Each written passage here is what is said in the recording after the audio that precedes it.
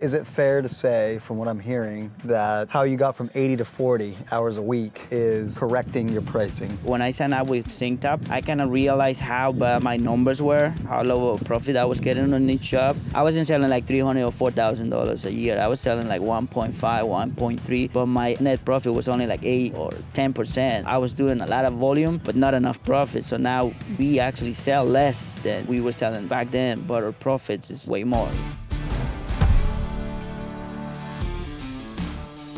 Welcome back to another episode of the Cost of Doing Business podcast. I'm sitting out here on the job site with Jeremy Morales. It's still being worked on, so if you hear tools and equipment, just enjoy the vibe. Jeremy, thanks for having me on. Thank you for coming. Appreciate Absolutely. you coming all the way here. Always a pleasure to see you. What are we doing after the podcast?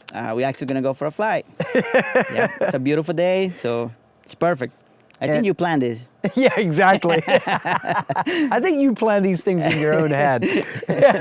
How long ago did you get your pilot's license? It's been 2 years since I started flying and 1 year since I actually passed my check ride. Nice. Because I remember it was right around the time I got to know you that you were going after. Yeah, exactly. So for everybody listening, introduce yourself and give us an idea of what your business looks like. My name is Jeremy. My company is Masonry Landscaping. We currently have 4 guys and myself, and we base it up here in New York, Mid-Hudson, New York. And we do currently patios, outdoor living spaces, pools. I mean, we install the pools. We do pretty much everything outside, fencing. And now we kind of like implementing the decks as well. So trying to cover pretty much all the outdoor living section for the homeowners. So they don't have to look for different guys. We be one guy and kind of like. What does your average project size look like in terms of revenue? I usually range between 60 and 70,000. Okay. Somewhere in there. That's like my day-to-day. It's like your bread and butter. When did you start the business? I started the business about 12 years ago. And did you always kind of have this team size, or did you have more or less? I started with more, had like 6 guys, but we didn't have any systems, kind of like learning through the process. And as we were advancing on the journey, we kind of started putting systems on place. Now we have one guy that usually does the base, one guy that does the digging. We all do the laying the pavers, and everybody knows what to do. It's a process. Yes, so it goes smooth pretty much all the time. There's one or two that, you get little hiccups in there, but besides that, everything runs smooth because we have that system and it works really well. How much time do you spend out in the field yourself? Right now, that's been my goal for the last 3 years, kind of like stepping out of the job site and kind of like working for the business, doing the estimates, doing the work outside, like the office work, and kind of having more time for myself as well. I don't want to be like 12, 15 hours on the job site. My son is 13 and he's growing so fast, so I want to be on his life, Yeah, your son is such a cool kid. I've gotten to meet him a number of times, and we actually have to talk about that later here, about how he's actually literally doing bids for you. It's so cool. Yeah.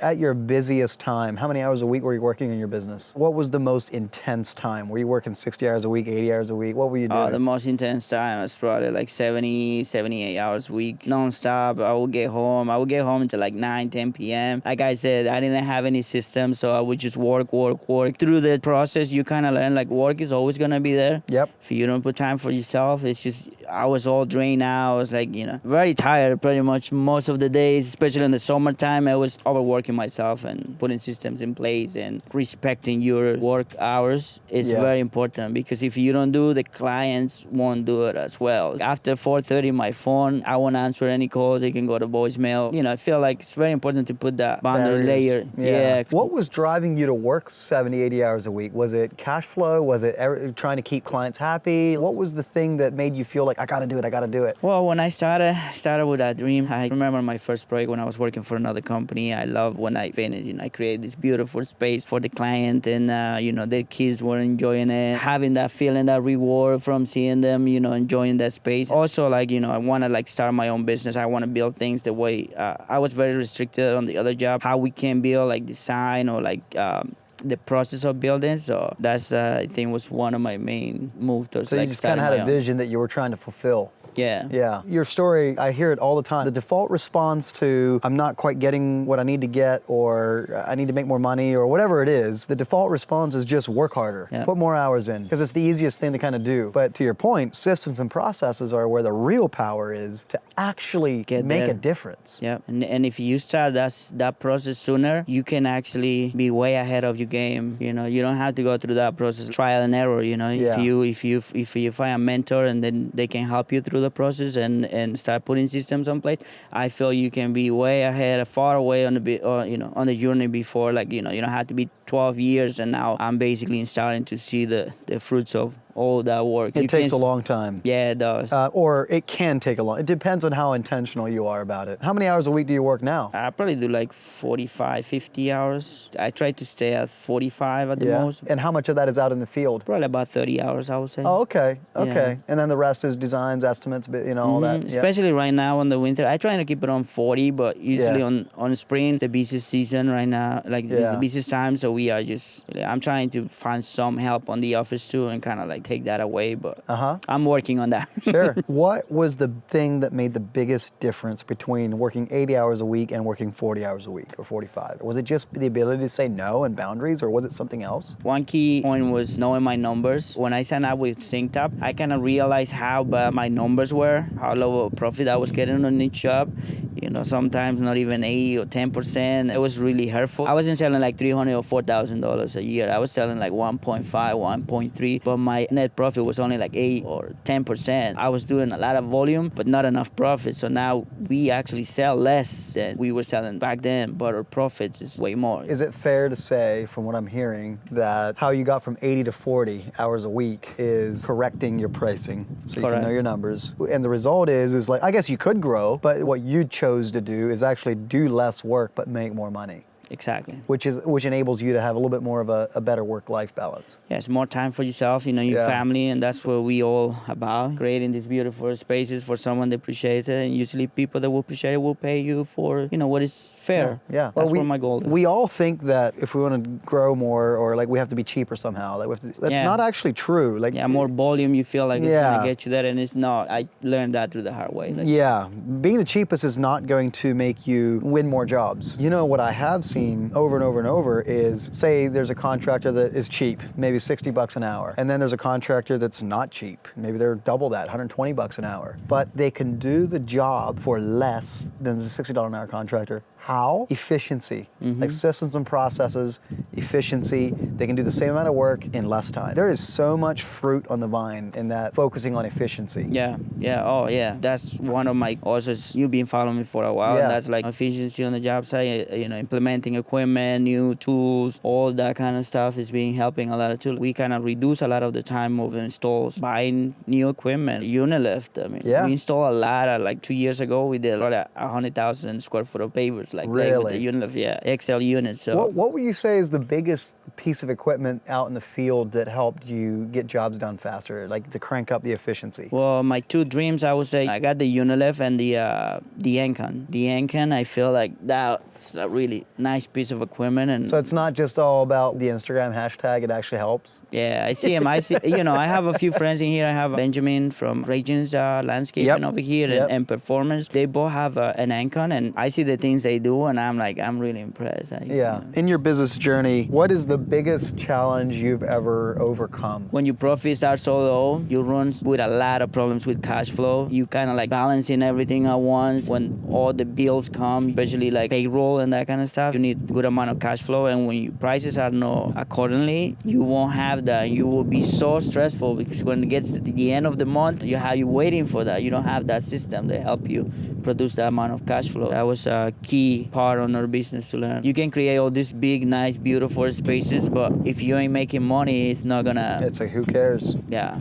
What was the journey to overcoming that cash flow? Like, what did it look like? What helped? Fortunately, when I was on the 6th year on the business, I started learning like cash wasn't flowing. Like I wasn't pricing everything accordingly. I was underpricing myself. I was thinking things were gonna take half of the time, and like I didn't have a system to really track that. Even on the field, I was like, we're like 2 or 3 pallets short of pavers. Then I was like, how did I manage that? Like I didn't write that down, and then at the end of the job, I was like, wow, we almost like we are backwards on the project. Like we lose money, like we're like 5%. I'm working 40, 60 hours for nothing. Yeah, I mean, the project was beautiful, but if I'm not making money, what, it's not the goal. I was doing like spreadsheets and kind of like, doing my numbers and stuff. It was really hard. It was a lot of work, ton of work. I hated it so much because I was spending 10, 12 hours on the job sites and then at home 5, 6 hours trying to get everything organized. It was too much. When I learned about SynkedUP, I think Ray, yeah, that's how, yeah, Ray told me about it, and he's like, you should check on this, and I was like, yeah, definitely. And then I started talking to you, and then I went and see how it worked and everything, and I knew right then that's what I needed. You saw me, like, I signed up like the second day I think we talked. I think so. Yeah. Which surprised me, because when I talked to you and Ray, like, I was like, I don't know if he's gonna come on, and then you were like, yep, let's do it. Yeah, I knew that was exactly what I needed. I was right. Like, I always feel my instincts, and I was right on that one.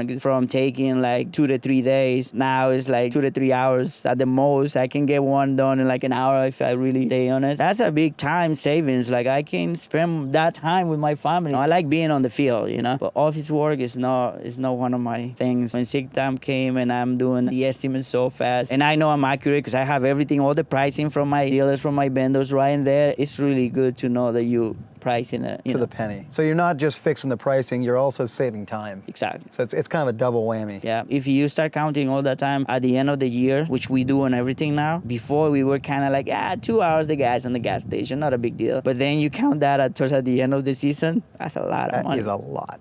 When you start doing a budget and you look at unbillable hours. That's in the fuel, then the truck, then the actually money the guys make per hour, that they can be producing, and then they spend it there. Yeah. It's like, And labor is so impactful. Okay, let's say the 2 hours at the gas station, who cares? But not only do you have to pay for the cost of the labor, you lose the opportunity to produce billable work and collect cash. So it's opportunity cost and the cost. And you also lose the opportunity to recover your overhead. So you have less hours to recover overhead on. You're paying for it 2-3 times. Exactly. Whereas if you get it wrong on material, well, sure, maybe I didn't have a pallet enough of product, but I pay for it once. The thing is, on the beginning, you were like, 3 guys, 1 hour, not a big deal. But then when you start really knowing your numbers, you get to the point that you start being tell to the guys not to stop at the gas station or anything like that, but being more conscious of the time, like, trying to spend. It's just simple things like, don't take all 3 guys to the landscape center to pick up some supplies. In fact, can you get it delivered? And sure, that delivery fee might be $150, but you know what's more expensive? Sending a truckload of 3 guys over to get it. What looks like free, it's just that there's no transaction. Exactly. It's actually more expensive. That's the things that SynkedUP show you through the process. It's kind of cool that you can, know that at least knowing what's happening, and that's a big game changer. Well, that is such a big deal in business. There's so many things that can just lay under the surface. You're not really aware of it. That's kind of the point of software. What you want in business is you want to know where things are costing you, where things are making you good money, and obviously, of course, everybody wants to save time. Exactly. The other thing that was draining a lot of money too, or like hours going to the bathroom. Believe it or not, we really? 4 years ago, we didn't have a bathroom on site. So somebody would drive off. Yeah, with 2 guys. Now we did the budgeting on SynkedUP, and we're gonna figure out for a porta potty for every job. Yeah, and that's what we have. We rent for a season. It's incredible. Little things, It's not only that, but the guys are happy having it on the side. Sure, I get more work done. Exactly. Yeah. And you look professional too. Yeah. Because the clients will notice, guys have their porta potty bathrooms. What is one of the best pieces of advice that you've used, that you've been given? Systems and process. The sooner you start with that, the longer and happier you're gonna be. If you don't have systems and process, you're gonna learn through error and trial. And that's painful, expensive, and sometimes that makes a lot of people quit. They can be very happy doing this, but if there is no money, there is no profit, they only gonna last so long. On the podcast, on our content, we talk about systems and processes all the time. But what does it look like? Pretend you're talking to a contractor here beside us that is an excellent craftsman, does all the amazing work, but doesn't have any systems and processes. Like, what would you tell them to start thinking? Well, efficiency, start trying to get the right equipment. That will be one of the key things. Get a software that it can help you doing all the estimating part, like SynkedUP, and training the guys. Give us much. Sometimes we don't put that much of a training on the beginning. It takes effort, and especially time too. Like, you have to spend that time at least a little bit every day, and that will help through the process. And trying to hold the guys, pay them good. My main guy has at least 8 years with me, and I got him when he didn't know anything, so I trained him my way. So it's like he's my right hand, and it's really good. That's a key point. I feel like if you keep changing and you're not paying enough the guys, and you keep changing the people every season, It's impossible. it's impossible. It's gonna be very stressful. You're gonna have to retrain every guy. You can maybe do that if you're mulching flower beds, but you Correct. can't do that if you're doing this. No, you have to have the right people, and like, Yeah. Systems and processes is defining how you do a thing to the point that somebody else, not you, could do it. Whether that's laying pavers, whether that's cutting, whether that's building an estimate, documenting, write it down. How Correct. do you do it? Software, obviously, for estimating makes that super easy. Yeah. But even like you said, training out in the field. Sometimes I think people get, it's fast if I just do it. Let me just do it. And then we never take the 15 minutes it takes to show Billy how to do it. Then you hear people complaining, I can't leave the job site. Well, how much intentionality did you set forth actually taking an interest in their skills and actually trying to train them how to do something and rewarding them when they do it well? that was actually really hard on my personal experience because I was always on the job site. I want things to be this way and like, Perfect, yeah. So So how do you get over that as an owner-operator? How do you get over that perfectionism and like nobody does it quite as good as I do? Like I said, it was a process. Now they know I teaching them, and I'm kind of like let them on the first few jobs. It was kind of hard because you have to let them go by themselves, but they have something to refer to. Like this is what we do. We have a sheet where we go like this is what how much base we use. The paper's gonna have this pitch from the pull back, so they have something to follow. They have that design and everything, so they have something to guide themselves, and just let them do it. As a owner, it's really hard because you're not there and you think things are gonna go the other way, and it's really hard to start like letting them go. And I think the first time it was stressful, but then after that 2-3 jobs I see they doing things really well. They don't need me. They're probably taking pride in it. Yeah, and they don't need me. And then it's like that time that I went to H&A, they were doing a big pool and they sent me pictures and everything, and I was like, wow, that looks really good. And I was like, it was just in my head. I should have let them start way before and let them spread the wings. It's great how everything works at the end. Too often, it's our own fault. Exactly. Yeah, 100% of the time. I feel like, you want to control everything. You want to wear all the hats. You don't want to let people, I don't want to say for everybody, but at least for me, it was a huge step out. Yeah. I couldn't see me doing that. And I think that was my biggest enemy. As soon as I start seeing that, okay, now I have more time. They can do this. I can do this. It's an eye-opening. Yeah, and it turns into a snowball because now that you have more time, you can work on setting them up better with better systems and processes. Yeah. And you let them grow too, because Yeah. now, like my main guy took my position, so he's kind of like, dealing with everything. It's very rewarding seeing him grow, going to the next step. It's great seeing people having a career or at least, next inside step of your up. own business, your Exactly. own baby. Yeah. If you could go back 12 years to where you started doing business yourself, what is one thing you would do that first year? What is one thing you would do differently? Knowing my numbers for sure. I feel on our industry, it's really hard I feel everybody drives by like square footage price, Yep. Oh, what's the square footage price? And then you don't really understand why you're spending on that. Not everybody can answer that question for you. They have to know inside of the company, what you spending, like, how much you paying the guys.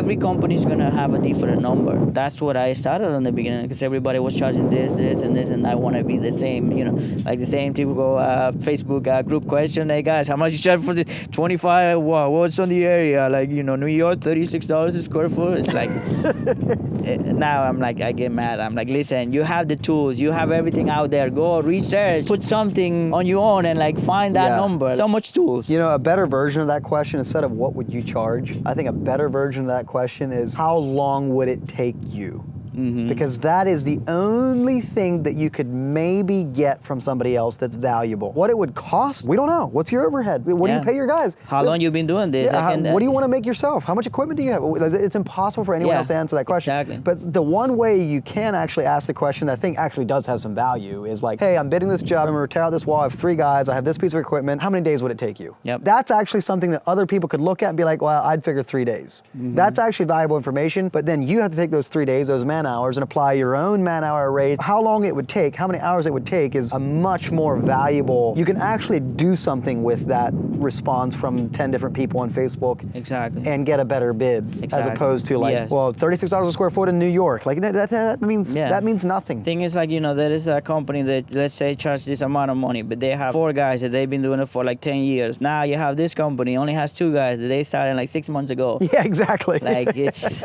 gonna take you 3 or 4 times more than and even in the how long would it take you, you have to take that into consideration. Like, let's say I'm a brand new contractor, I'm just starting. If it's going to take you 3 days, I'm going to bid 6. Yeah. There's information all over the internet. I mean, we made that course with Andy Molder called howtopricemyjob.com. It just explains. I don't care if you're a high school kid and you're doing your first job for your aunt. Here's how you figure out how to come up with an hourly rate. And that is you have been doing a lot of things online, like the webinars, everything. So the information is there. Like they have the tools and everything. Yep. And they still asking that question. It's a little bit like nobody can go to the gym and get a six-pack for you. You have to go to the gym yourself. Nobody can stop sure. Like you can tell them what workout to do. Yeah. But you have to go to the gym and do the workout yourself. Exactly. Let's talk a little bit about what you're doing with your newfound time. Going from 80 hours a week in the business to 40 hours a week. How does your life look different now? I mean, I know you got your pilot's license. You're spending time with the kid. I'm spending more time with my son and my wife. I mean, last summer I spent the most time with them. Like I never spent that much time with them ever before. We were Martha's Vineyard, Nantucket. We were flying pretty much every weekend. Montauk, Cape Cod. We've been spending quality time and having more time off. That is really eye-opening for me. Like, you know, you have kids. It's like you want to have the most time with them, and sometimes you so into the business. It's like impossible. I always wanted to chase my passion for aviation. I always wanted to start my journey in aviation, but I was like, I never had the time. And when I had the time, I never had the money. So it was until last year, I was like, well, the guys are doing great by themselves. I can actually take 2-3 hours a day. If I want to go fly every day, I can do that. And that's basically what I did. It was incredible. I was able to do it, you know. And, you know, and bringing my son too, he loves it too. He might gonna go for his license. It's amazing what 3 or 4 hours a day can do for you. And now, literally, after we stop recording this podcast, what are we going to do? We're going to go flying. It's a beautiful day, so. It is gorgeous. Thanks a lot for letting me pick your brain. You've got some really good nuggets. Thank you. Thank you for coming. Yeah. And thank you for starting your journey too. You don't talk a lot about your journey. I know a little bit, but it has to be a cool one. And you know, you're not only changing this life, you're changing a lot of lives. The software, it's an incredible tool that is out there for everybody, you know. I'm honored. We're honored as a team. Seeing the impact it has in your life is the absolute best reward we could ask for. That's why we do what we do. Thrive, not survive. Yeah. You know, and you're literally the living definition of that. It's why we started this. You have a great team. That's the reason I love SynkedUP too. Anytime I need something, Fred, I love you. He's always there. Everybody that I met from SynkedUP, top of the line. That support and knowing that you come from a company like this, it feels really great. You know the struggle. It's really hard to bond with any other company that they just selling the software, but they haven't actually do the work or like being out there. It's amazing. Thank you. Where can people find you, follow you, reach out to you? I'm on Instagram, Masonry Landscaping, and also on Facebook, TikTok as well. Your boy's doing the TikTok thing for you, or are you doing it yourself? Yeah, I'm doing it myself. Oh, yeah, He's doing some. Okay, that's awesome. Well, thank you, Jeremy. Reach out, message Jeremy, keep on picking this brain, because there's a lot of experience in there. And I would say if you find yourself working 80-hour weeks and you'd like to get to the 40-hour weeks, this guy's done it. The easiest way to achieve something is to find someone else who's done what you want to do and do what they did. Oh, we didn't even talk about like your kid. You built templates in SynkedUP to the point where literally he was 12 at the time, right? Yeah, he was 12. He was literally doing $80,000 bids. When we were on H&A, remember I talked to you, I was like, I got the email from the client and he signed the proposal. And we made a deal. Every proposal that someone signed, he gets more money, right? Yeah. He was always asking me, did he sign? Did he sign? He knew that was a good commission. So yeah, he signed and we revised the proposal after he finishes and everything. But it's really cool to have him involved, not only on the outside, because he knows how to operate equipment and everything. He's on the field with me since he was 5 years old. But now he's learning the inside of the business, which is key. So if he wants to start something, he knows he has to. The amount of knowledge, the wealth of knowledge you're giving him in that is just unreal. I just want to give him some tools, you know, if he decides to go any way, he can grab them and at least But then he's set up. Like he knows the principles. That's the power of templates. Your office admin or your boy can 12 do the bid years for old, you. $80,000 job. That's insane. Well, thanks, Jeremy. Let's go see New York from about what? How many feet of altitude? About 4,000. Okay, let's go. Let's go see what New York looks like from 4,000 feet.